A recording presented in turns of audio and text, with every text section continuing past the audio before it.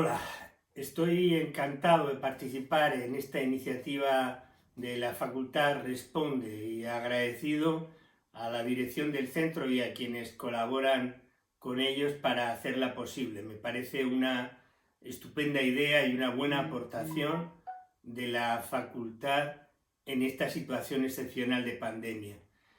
Me parece además que en cierta manera es un ejemplo de solidaridad, justamente el asunto del que me han pedido mis compañeros que hable en esta intervención. Pudiera parecer que una facultad de Derecho no es precisamente el ámbito de especialización para hablar de solidaridad, porque de solidaridad se suele hablar e imaginar más bien en los términos de una virtud cívica en todo caso, o como un principio político relacionado con el principio de fraternidad de los tres principios revolucionarios del 89. No lo niego, por supuesto, la solidaridad puede ser entendida como una virtud que se opone al egoísmo y a la competencia y que se relaciona con las manifestaciones de altruismo, de cooperación, de ayuda mutua. Y por supuesto se puede relacionar también con una exigencia política que junto a la libertad y a la igualdad configuraría los ideales que permiten pasar del mundo feudal a la revolución nacida también en gran medida de la Ilustración. En ese sentido, los antecedentes de la solidaridad se pueden remitir a la noción aristotélica de filía o amistad cívica y sobre todo, en mi opinión, a un concepto que elabora uno de los más importantes filósofos de la historia, poco conocido porque, como nos sucede en estos ámbitos, todo lo que no se encuentra en la tradición occidental suele ser orillado.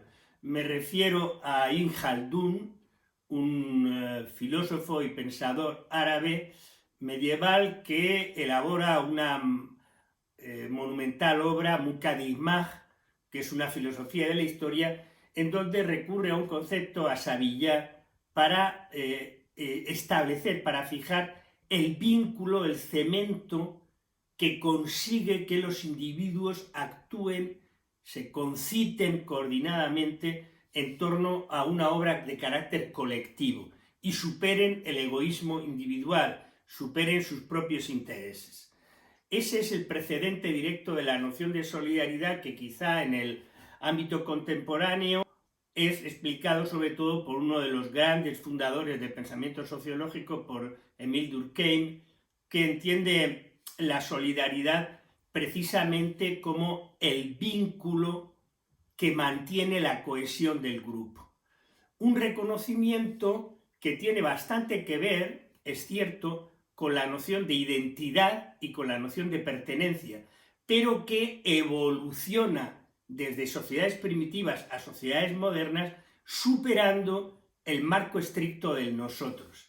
Y ahí aparecen dos nociones de solidaridad. La solidaridad que en términos de Bersón podríamos llamar cerrada, la solidaridad del grupo pequeño, la del grupo más íntimo con el que coincido en mis propios intereses, empezando por la familia, y que tendría su patología, pero al mismo tiempo es una metáfora extraordinariamente poderosa y pertinente, en la solidaridad de la mafia. Cualquiera que haya visto las películas de Coppola con guión de Puzo, me refiero al Padrino, o por supuesto las de Scorsese, quizá empezando por uno de los nuestros, en la que se ve con mayor claridad, se advierte ese límite. Es una solidaridad en el sentido que decía que une en torno a la noción de familia, recordemos la noción de familia en la mafia, reforzada por una fuerte coacción, sobre todo frente al exterior, aunque también respecto a aquel que es traidor.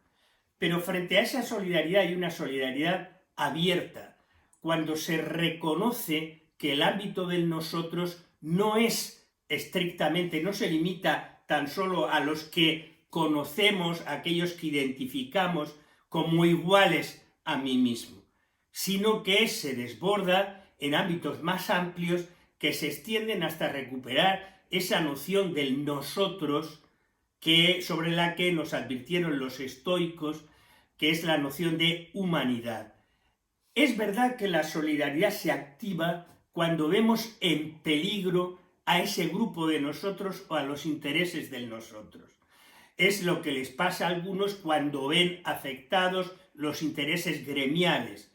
Pero la verdadera solidaridad tiene que abrirse en el sentido de la humanidad.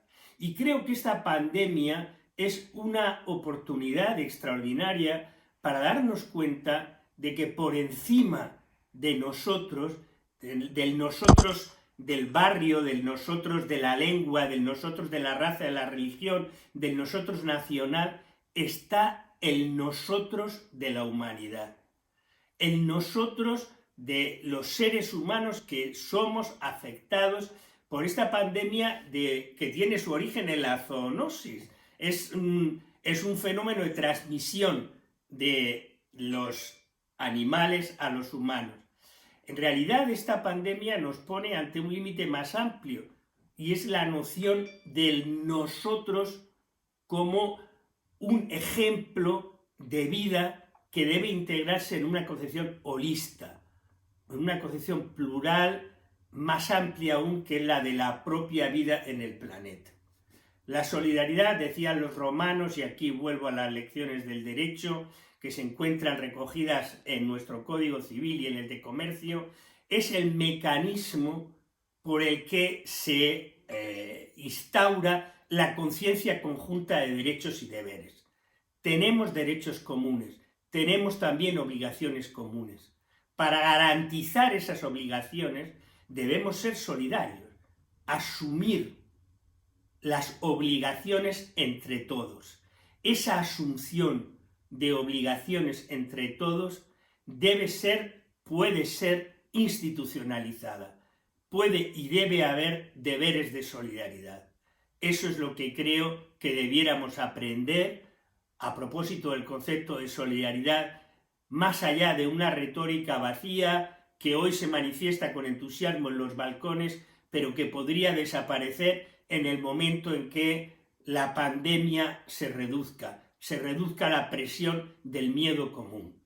Creo que es una oportunidad extraordinaria para que demos ese salto de conciencia, de pertenencia común, de amenazas y riesgos comunes, pero también de capacidad común. Una conciencia de hacer efectiva la solidaridad. ¿Empezando por quién? Empezando por los más débiles. Y los más débiles son los más débiles entre nosotros, por supuesto, los enfermos, los mayores, pero también aquellos que, estando con nosotros o al lado de nosotros, no reciben nuestra solidaridad porque no los percibimos como ciudadanos. Pienso en los inmigrantes, pienso en los demandantes de refugio, pienso en tantos millones de personas que no disfrutan de las condiciones que nosotros tenemos para combatir la pandemia. Pedimos solidaridad a nuestros socios europeos del norte, y con justicia, porque nos llamamos Unión Europea, y la Unión exige esfuerzo mancomunado. Pero si no pedimos solidaridad para aquellos otros que no tienen el privilegio de pertenecer a la Unión, no sabemos lo que quiere decir solidaridad.